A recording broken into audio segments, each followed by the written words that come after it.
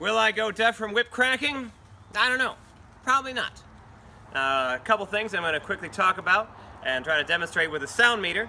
The first thing is, if you ever hear a whip crack, you're probably on the other end of it. Say the people at my shows at Renaissance festivals, they're at the other end of it.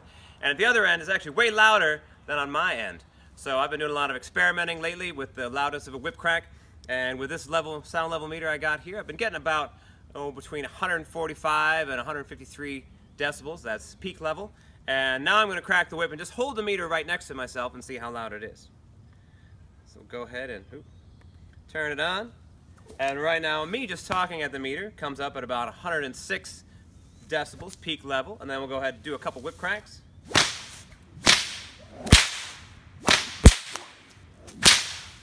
And right now I get up to about 134.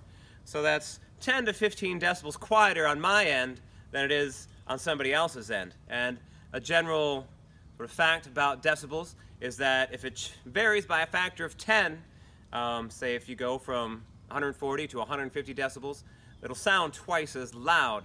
So basically what I'm hearing is half as loud as what people on the other end are hearing. So I'm never getting the full impact of the crack.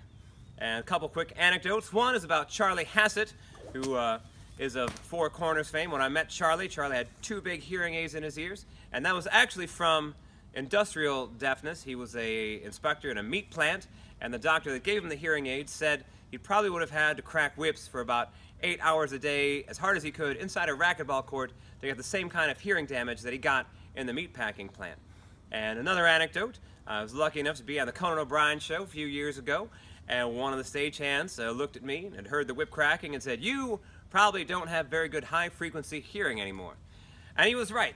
I got my hearing tested a few years ago, and they test you up to 5,000 hertz. I can only hear the buzz that goes up to 4,000 hertz, but that is also age-related. There are some high frequencies that only young people can hear, and my birthday's coming up soon. I'm going to be 36 years old.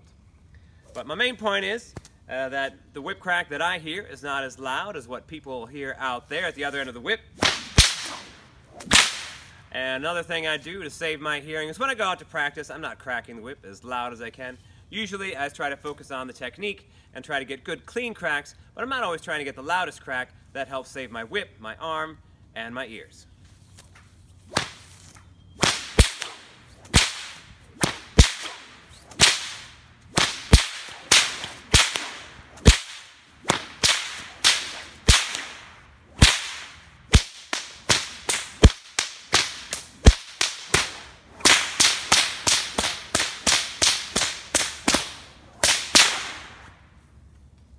Well, my name is Adam Winrich.